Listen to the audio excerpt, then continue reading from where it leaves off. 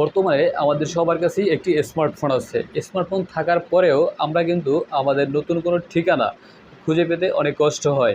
আবার আপনি যদি সেই নতুন কোনো ঠিকানা খুঁজে পেতে চান তাহলেও কিন্তু সহজে সেটা বের করতে পারবেন। আর কোন রাস্তায় জ্যাম আছে কিনা সেটা দেখেও আপনি আপনার গন্তব্যস্থলে যেতে পারবেন। আর কতটুকু সময় লাগবে যাওয়ার জন্য আপনি সেটাও দেখে এখান থেকে যেতে পারবেন। আর এই সকল প্রশ্নের উত্তর আপনি পেয়ে যাবেন গুগল ম্যাপে। আপনার হাতে যদি একটি স্মার্টফোন থাকে তাহলেই কিন্তু আপনি গুগল ম্যাপের মাধ্যমে আপনি আপনার গন্তব্যস্থলে খুব সহজেই পৌঁছাতে পারবেন। যদি আপনার হাতে অ্যান্ড্রয়েড ফোন থাকে তাহলে আপনি এই গুগল ম্যাপ আপনার ফোনে বাই ডিফল্ট দেওয়াই থাকবে। আর যদি আপনি আইফোন ইউজার হয়ে থাকেন তাহলে কিন্তু আপনাকে অ্যাপ স্টোর থেকে এই অ্যাপটাকে ডাউনলোড করে নিতে হবে। দেন আপনি কিভাবে এখন আপনি এই গুগল ম্যাপটা ব্যবহার করবেন চলুন আমরা সেই প্রসেসটা একটু দেখে আসি। প্রথমেই আপনি চলে যাবেন ম্যাপে, মানে গুগল ম্যাপে যাওয়ার পরে আপনার এখান থেকে এই যে উপরে আইকন দেখতে পাচ্ছেন, এই আইকনের উপর একটা ট্যাপ করবেন। যদি আপনার জিমেল অ্যাকাউন্ট দিয়ে লগ ইন করা না থাকে তাহলে অবশ্যই আপনাকে লগ ইন করে নিতে হবে। লগ ইন করার পরে আপনি কি করবেন, এখান থেকে কিছু সেটিংস আপনাকে করে নিতে হবে।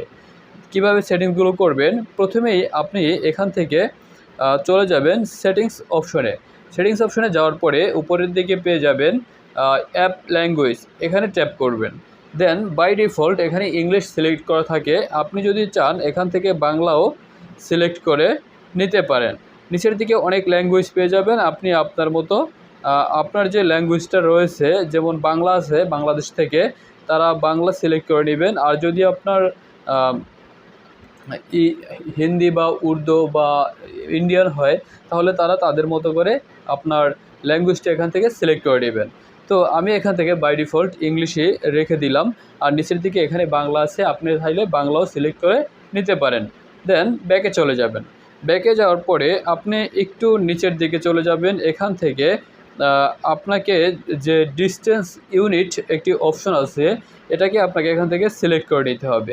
দেন ট্যাপ করবেন, করার পর এখান থেকে অটোমেটিক কিলোমিটারস মাইলস, মানে আপনি যে দূরত্বের জায়গায় পৌঁছাবেন, মানে আপনি যেই জায়গায় যাবেন সেই জায়গার আপনি কত কিলোমিটার রোড সেটা দেখার জন্য আপনি এখান থেকে কিলোমিটার সিলেক্ট করে রাখাটাই ভালো। সিলেক্ট করে রাখবেন। দেন আপনি ব্যাকে এখান থেকে ক্যান্সেল ক্লিক করলাম। দেন এখান থেকে নেভিগেশন সেটিংস আরেকটি অপশন আছে, এটার উপরে ট্যাপ করবেন। দেখেন সাউন্ড অ্যান্ড ভয়েস, ঠিক আছে। এখান থেকে আপনি নর্মাল রেখে দিবেন, নর্মাল রেখাটাই বেটার। আর যদি আপনি লাউডার দিয়ে রাখতে চান সেটাও রাখতে পারেন। এখান থেকে নিচের দিকে আছে ভয়েস সিলেকশন, এটার উপরে ট্যাপ করেন। ট্যাপ করার পরে এখান থেকে আপনি বাংলা সিলেক্ট করে রাখতে পারেন, কারণ হচ্ছে আপনি যদি এই সাউন্ড শুনতে চান যে আপনি রোড কোন দিকে যাচ্ছে, ডানে চলুন বামে চলুন, যাওয়ার সময় আর কি এই ভয়েসটা আপনি চাইলে শুনতে পারবেন। এখান থেকে বাংলা বাংলাদেশ সিলেক্ট করে রাখলেন। রাখার পরে এখানে প্লে টেস্ট সাউন্ড, আমি এখন সাউন্ডটা টেস্ট করে দেখবো আসলে সাউন্ডটা হচ্ছে কিনা। তবে আপনার চলার পথে আপনাকে রাস্তা বলে দিবে যে আপনি কোন দিকে যাচ্ছেন। দেন আপনি ব্যাকে চলে যান। ব্যাকে যাওয়ার পরে শো স্কেল অন ম্যাপ, এখানে ট্যাপ করবেন। When zooming in and out, আপনি এই অপশনটাকে সিলেক্ট করে রাখলেই ভালো। দেন আপনি ব্যাকে চলে যাবেন। ব্যাকে যাওয়ার পরে আমরা এখন দেখব যে আসলে গুগল ম্যাপের ব্যবহারটা পুরোপুরিভাবে কিভাবে করা যায়।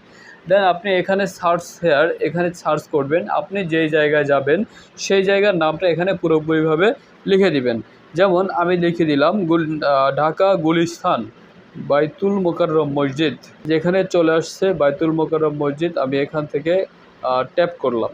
ট্যাপ করার পরে এখানে লোকেশন দেখাচ্ছে যে আসলে বাইতুল মোকাররম মসজিদটা কোন জায়গায় আছে।